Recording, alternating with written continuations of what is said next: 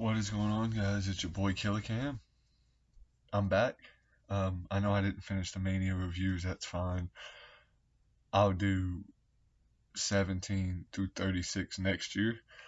But today I want to talk about SummerSlam 1988 from Madison Square Garden on August 29, 1988.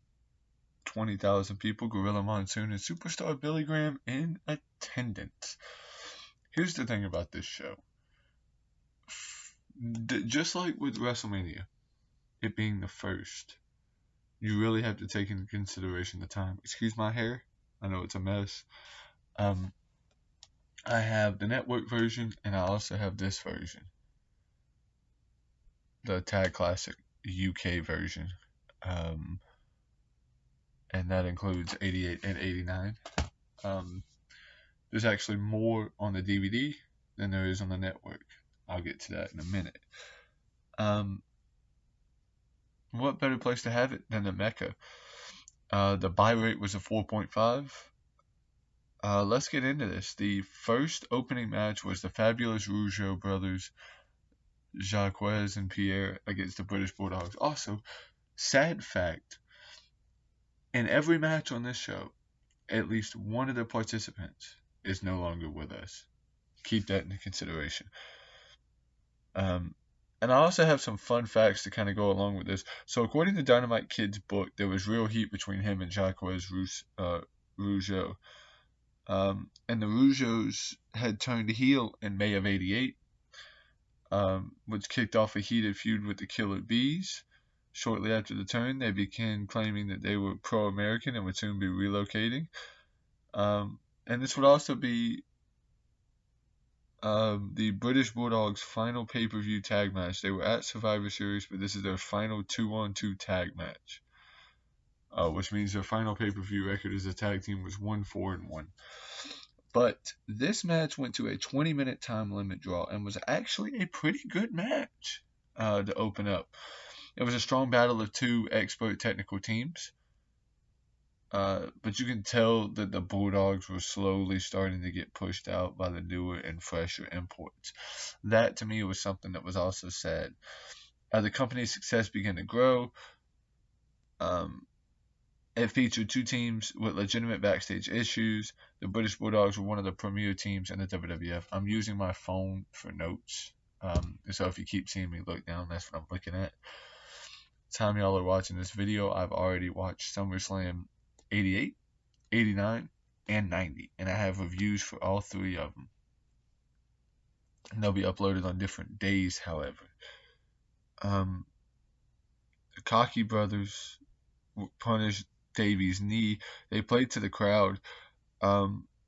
So the finish of this match came.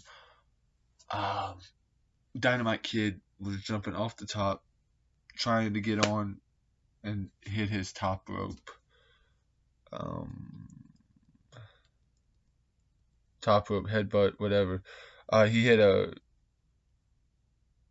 Oh no. They came back. The bell rang right at the end. They didn't mention anything about a time limit. That was the crazy thing. They didn't mention anything about a time limit, and it just went to a 20-minute time limit draw. Think about that. The first opening match in SummerSlam history goes 20 minutes between two tag teams. It goes to a draw. Think about that. Really, really think about that. I thought it was pretty good. Great opening match. Next up, you see a video from Superstars of Outlaw Ron Bass massacring British Bulldog with his boot spur. This sliced his face up and knocked him out of his SummerSlam match with the Honky Tonk Man. So now Honky Tonk Man has a mystery opponent. Wonder who it would be. Next up, you have Bad News Brown defeat Ken Patera with a Ghetto Blaster. Oh, man. Good win for Bad News. I didn't really get into this match. I've seen some people say the match was okay. Ken Patera was kind of coming back from jail at this point. I didn't see the point in this. Not the best match. I mean, let's be honest. Not the best. One of the worst, actually. Was what it was. I mean, So then next up, you see a Sugar Ray versus Donnie Lalonde commercial. They hyped the fight for November 7th. The match would end up being a total flop. So McMahon wants you to forget that this happened.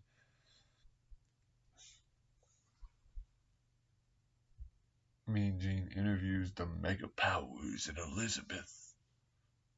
And they said that they have a secret weapon. Wonder what that would be. They have a secret weapon that they are going to unleash on the Mega Bucks. Let's find out what that secret weapon is later on in the review. Next, you have Rick Rude come out and cut a promo.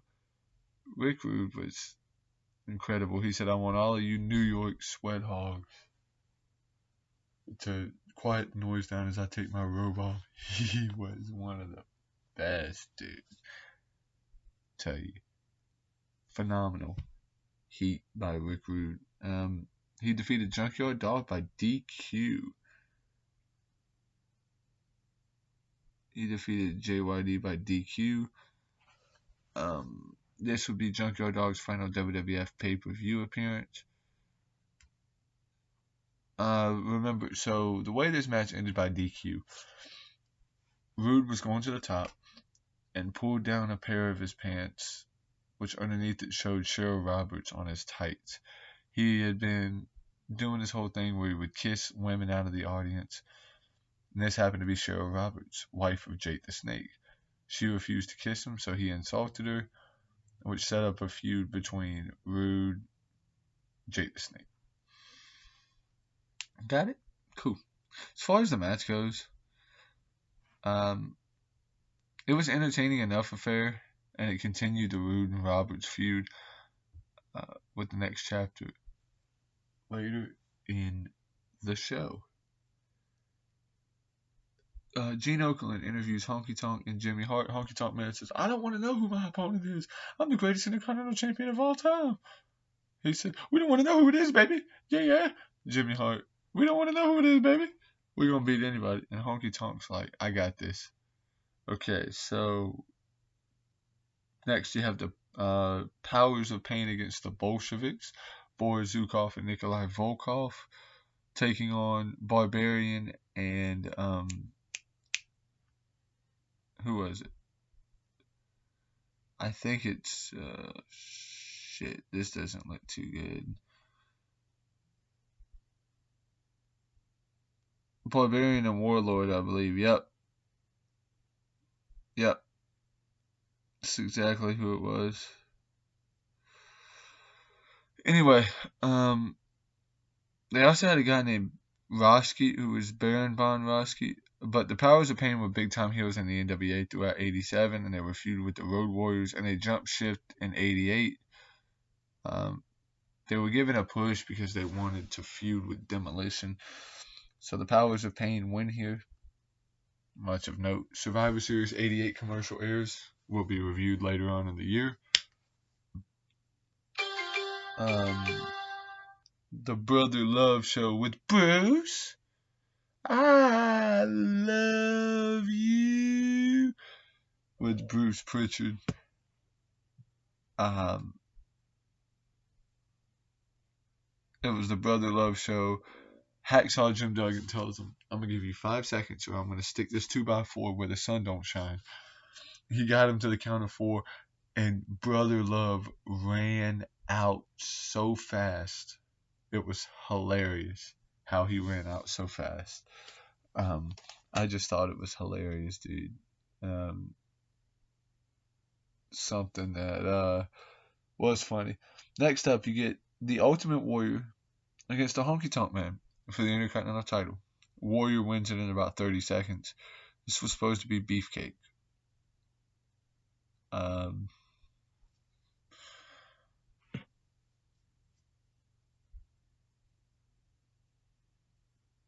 Now, why did Beefcake not get the shot? There's 2 reasons that I've heard.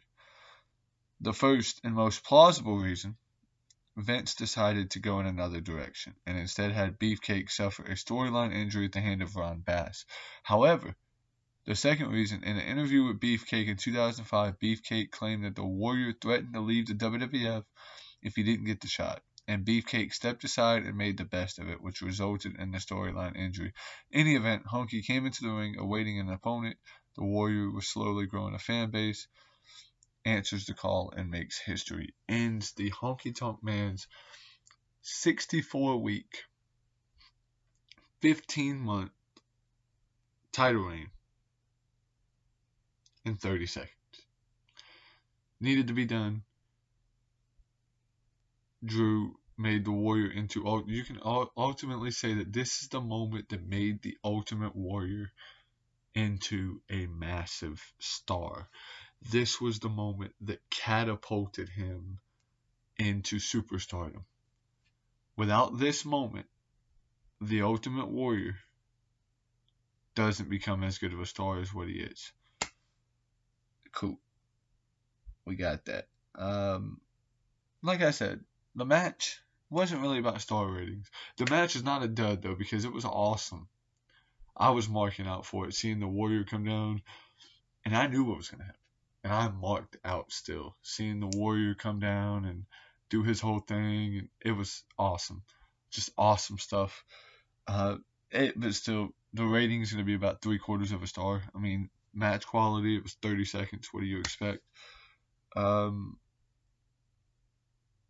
Gorilla Monsoon, Bobby the Brain, Superstar Billy Graham have a thing. You could see Gorilla doing this as the fans were chanting Weasel, Weasel to Bobby the Brain. That was funny. Next up, you have the Canadian strongman, Dino Bravo, defeat the magnificent The Rock, Don Morocco. Had you go in there, didn't I? This is Don Morocco's final pay-per-view appearance.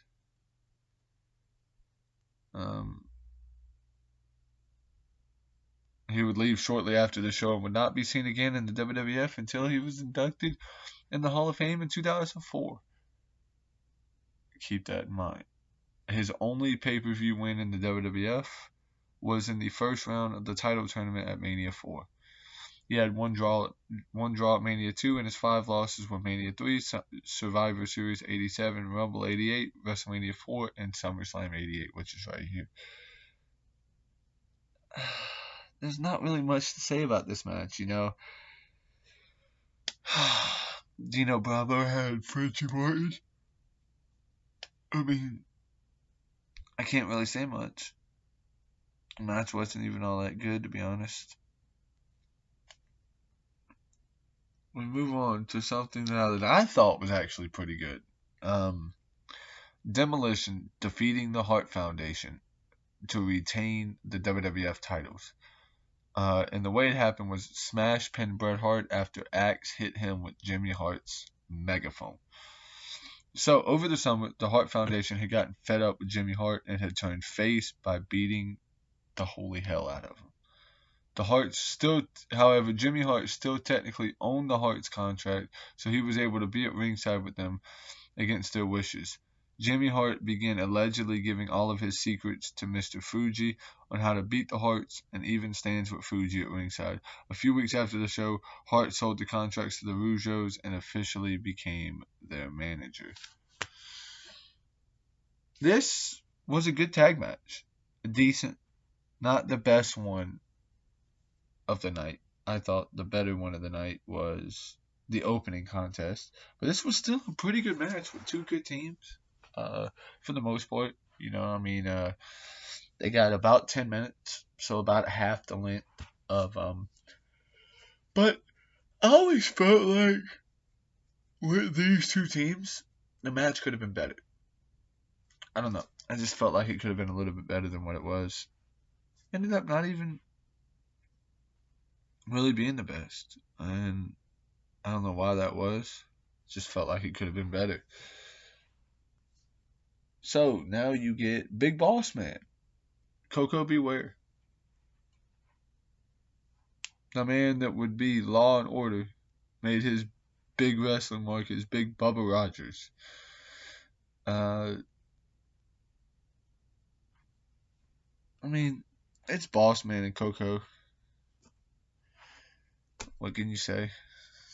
Match is it's decent. Nothing of note.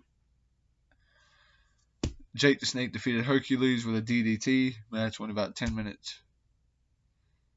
Rick Rude came out at the end. Oh no, wait, hold on. I'm wrong. Excuse me. Jake unleashed Damien to Hercules, and we didn't see Rick Rude come out. I'm sorry. I don't know. Anyway, moving on to the main event. Mega Powers, Mega Bucks. Ted DiBiase got pinned by Hulk Hogan after a leg drop. Mania 4.